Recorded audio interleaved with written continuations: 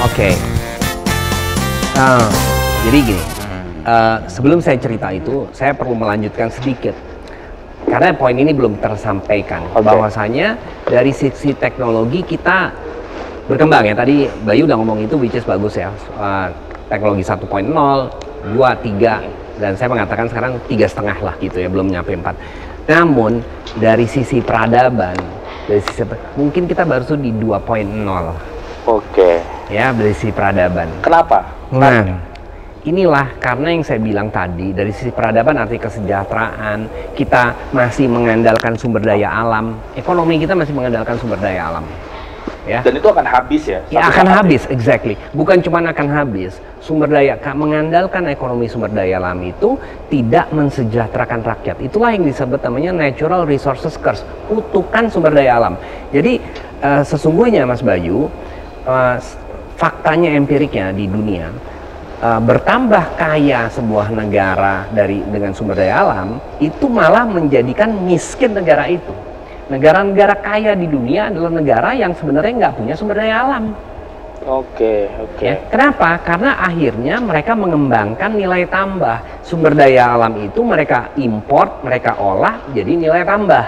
Tapi kalau orang kaya dengan sumber daya alam, istilahnya cuman keruk jual, nggak ada upaya.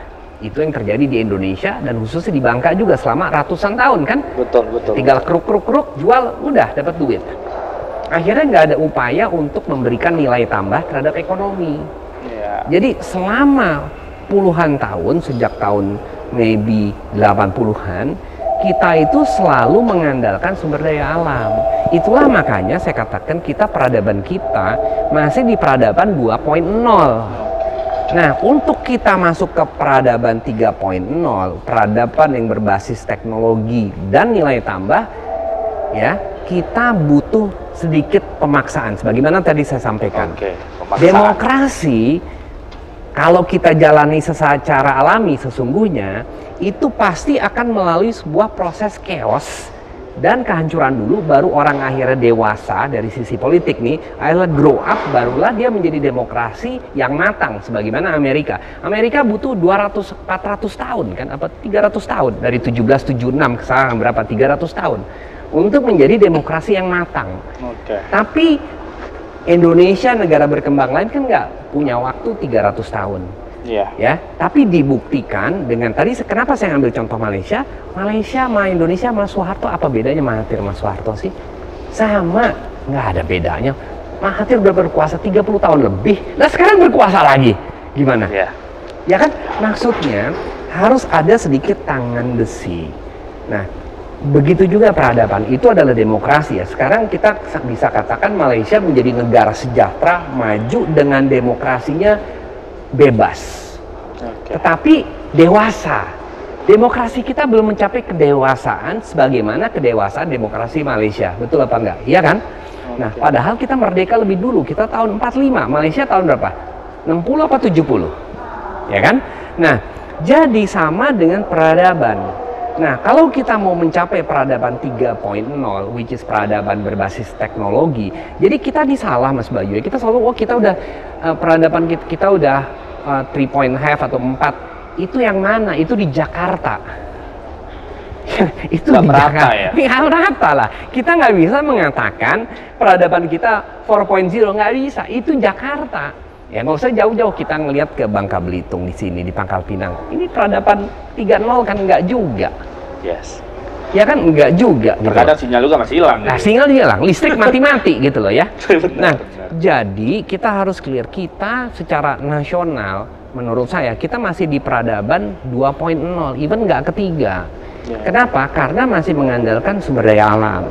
Nah, ini harus kita robah. Robah ini membutuhkan sedikit agak pemaksaan. Bisa secara alami, tapi agak sulit. Bagaimana caranya? Pemerintah secara berpuluh-puluh tahun udah mengatakan hilirisasi. Ya, yaitu hilirisasi dari mineral, sumber daya alam, tapi nggak pernah terjadi. Pemerintah terus-menerus mengatakan teknologi, manufacturing, tapi kenyataannya kontribusi manufacturing itu merosot terus terhadap GDP, merosot terus.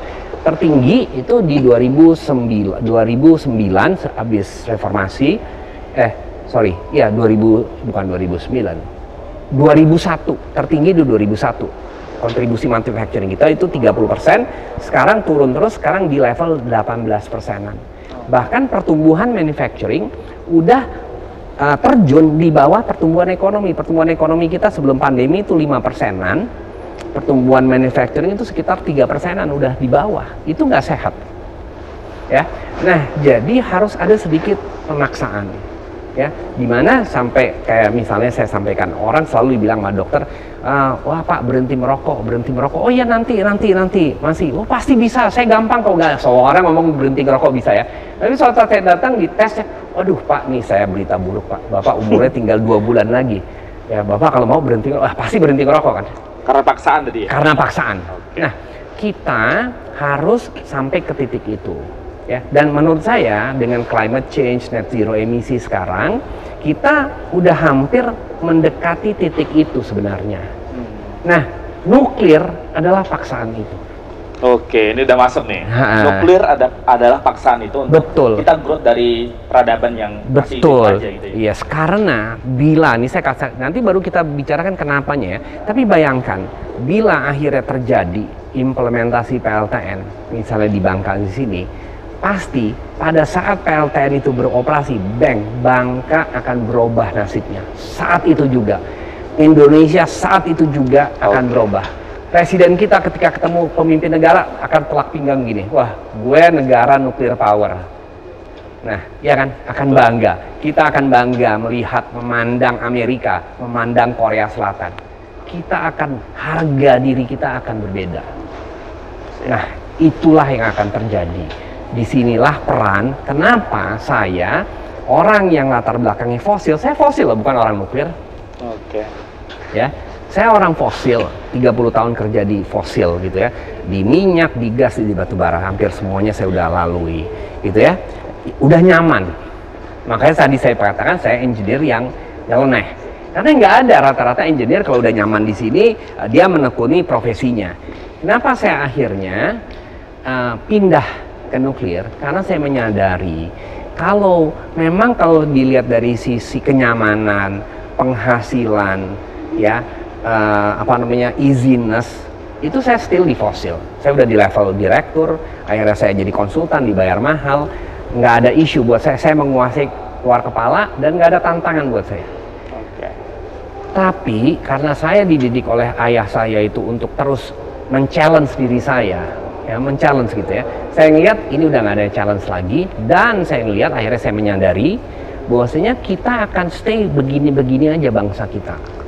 The only way harus ada suatu sistem pemaksaan. Dan berikutnya juga ketika saya ngeliat mulai climate change, saya ngeliat juga nggak ada solusi kecuali nuklir, nggak ada solusi lain kalau kita menuju net zero emisi, kalau kita menuju energi sustainable, solusinya nuklir. Nah disinilah akhirnya saya merubah arah karena dua hal itu. Pertama, saya tahu ketika ini terimplementasi, peradaban Indonesia akan berubah forever, Mas, forever. Dan saya akan masuk kategori selevel dengan Bung Karno, selevel dengan Soeharto, selevel dengan Bung Hatta. Oke, sebagai pionir. Exactly, sebagai pionir. Nggak ada orang yang bisa menandingi saya. Lah, orang yang sejarah 30 tahun dari sekarang akan mencatat orang pertama mengimplementasikan PLTN adalah Bob S. Effendi. Orang nggak ada yang tahu 30-50 tahun orang terkaya tahun 2000 siapa. Sekarang kita tahu Haritano. Ya. Tapi 50 tahun lain siapa? Siapa yang peduli? Dilupakan ya? Dilupakan. Ya kan, orang akan dilupakan. Sekarang orang tahu, wah perusahaan online shopping terbesar siapa? Orang sekarang tahu. 30 tahun lagi siapa? Bisa aja tergantikan. Yeah. Tetapi orang pertama yang mengimplementasikan PLTN tidak akan tergantikan, yaitu Bob S. Effendi. Oke, menarik. Betul. Dan saya akan merubah peradaban ini. Jadi saya akan tercatat sebagai pembaharu. Dan saya concern, kenapa saya melakukan ini? Bukan karena saya ingin terkenal, tapi karena saya ingin anak cucu saya bisa bangga sebagai bangsa Indonesia. Sekarang kita dilecehkan, Mas. Dilecehkan sama bangsa-bangsa lain, sama Malaysia, Thailand. Kita tertinggal jauh.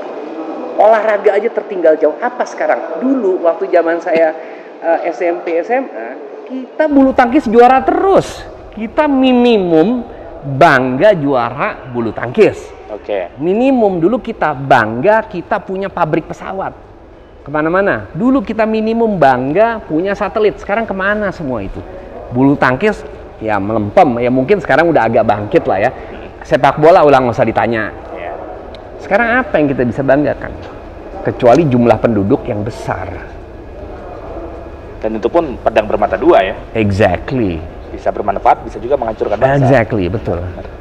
Oke, jadi ya secara singkat saya kutip atau saya ambil kesimpulan bahwa ya garapan atau proyek yang sedang digarap oleh Pak Bob ini bukan semata-mata dalam tanda kutip bisnis ya, tapi lebih kepada ya ingin mengabdikan diri ke bangsa. Betul, dengan ilmu yang udah belajar di luar, tadinya sempat kuliah di Amerika, kemudian dengan pengalaman puluhan tahun di berbagai macam bidang, sehingga ya di umur yang sekarang pengen coba ada satu selipan kutipan sejarah yang di sana ada keluarga dari Bob S. Effendi gitu ya. Yang betul. Itu. Betul.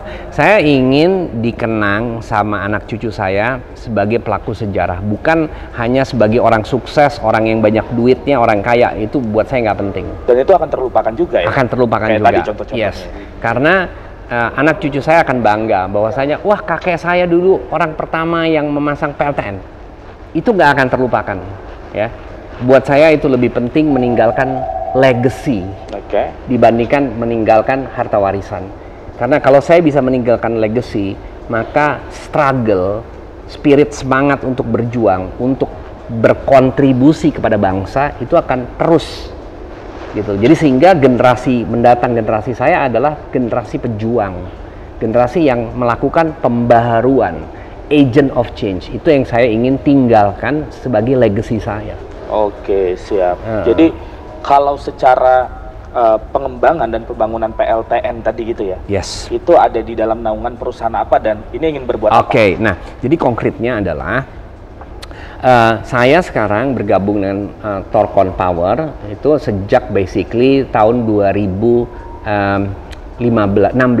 Ini pastinya perusahaan luar ya? Perusahaan luar, perusahaan Amerika. Oke. Ya, perusahaan Amerika sejak 2016 dulu namanya Martingale, akhirnya berubah bentuk namanya Torcon International di 2018. Sejak 2016 saya sudah mewakili mereka dari mulai Martingale. Sejak 2018 bahkan Torcon itu jadi trade name-nya adalah Torcon Power ya.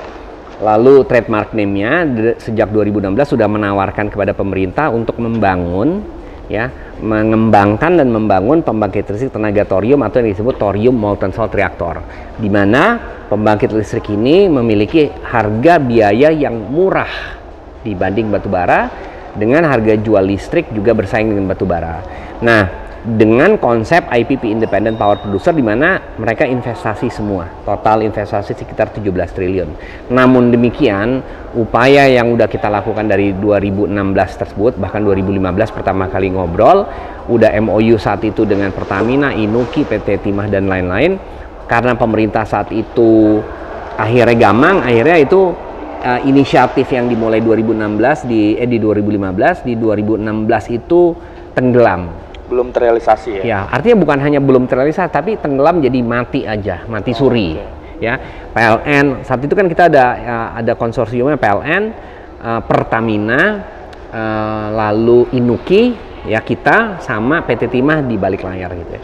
Nah, akhirnya pemerintah saat itu khususnya Kementerian SDM menetapkan nuklir itu opsi terakhir dan akhirnya berbalik arah terhadap nuklir. Nah, udahlah nuklir nggak usah dibahas lagi, ntar aja gitu kan. Akhirnya di 2016 itu mati suri semua, tapi saya tetap berjuang.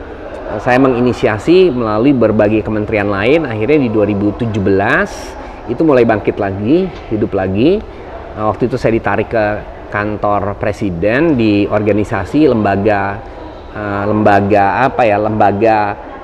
ring satunya presiden ya kan. Ring satu ada One Team Press, ada Seknek, Seskap dan lain-lain. Salah satu organisasi ini seperti kayak One Team Press itu adalah namanya Komite Ekonomi dan Industri Nasional. Jadi kita itu dulu bertugas memberikan policy brief kepada presiden. Nah, disitulah saya diangkat menjadi anggota Pokja Energi dan Pertambangan. Nah, disitulah akhirnya saya mencoba menginisiasi kembali isu nuklir dan akhirnya berhasil. Terinisiasi lagi di 2017, 18, akhirnya mulai bergerak lagi setelah mati hampir setahun. Nah, akhirnya mulai didengar lagi. Nah, saat itu kebetulan Menteri SDM-nya berganti dari Sudirman Said menjadi Menteri Pak Yonan. Nah, saat itu punya Wamen SDM Pak Archandra Tahar. Nah, akhirnya kita di situ di 2018 Torkon merubah menjadi Torkon Internasional dan membuka perwakilan. Nah, di 2018 itulah akhirnya kita membuka kantor resmi di Indonesia. Di Indonesia di 2018 sebagai Torkon Internasional. Saya waktu itu merekrut ada 2 orang, ada Budita yang sekarang masih bersama kami dan ada juga Pak Hedi, salah satu nuclear engineer. Nah, 2 orang ini masih bergabung sama kami dari sejak 2018. Nah, saat itu Pak Wamen Archandra Tahar, karena memang dia engineer dari Amerika pula, jadi dia open to suggestion terhadap nuklir. Nah, kami beraudiensi, bertemu, dan akhirnya dia meminta untuk kita melakukan kajian bersama SDM. Dan kajian itu kita lakukan di 2019, kurang lebih hampir setahun, 2020 keluar hasilnya. 2018-19 kita melakukan, 2019 keluar hasilnya, lalu dapat rekomendasi dari Kementerian Balitbang SDM. Nah, untuk berkoordinasi sama Kementerian Maritim. Saat itu Kementerian Maritim, karena Kementerian Koordinator Maritim itu membawahi SDM, karena ini nuklir. Tapi hasilnya positif, Mas Bayu. Hasilnya yaitu setelah dikaji oleh Kementerian SDM, Balitbang SDM ya, yang sekarang Kabalitbangnya menjadi Dirjen EBTKE. Oke. Ya. Nah, jadi ketika dikaji, pertama dari sisi keselamatan. Dari sisi keselamatan ini tentunya bukan kajian lengkap ya, kajian preliminary ya. Bahwasanya dianggap tingkat keselamatan ini tinggi yang desain reaktor kita, bahwa kejadian seperti Fukushima dan Chernobyl tidak mungkin terjadi. Nah, jadi sangat aman ya. Walaupun sesungguhnya kalau kita Google nih, nuklir itu udah paling aman. Jadi kalau saya ngomong PLTN itu paling aman loh Bayu, kamu mungkin nggak percaya kan? Nah, nggak ada yang percaya. Karena stigma. Nah, karena stigma. Nah,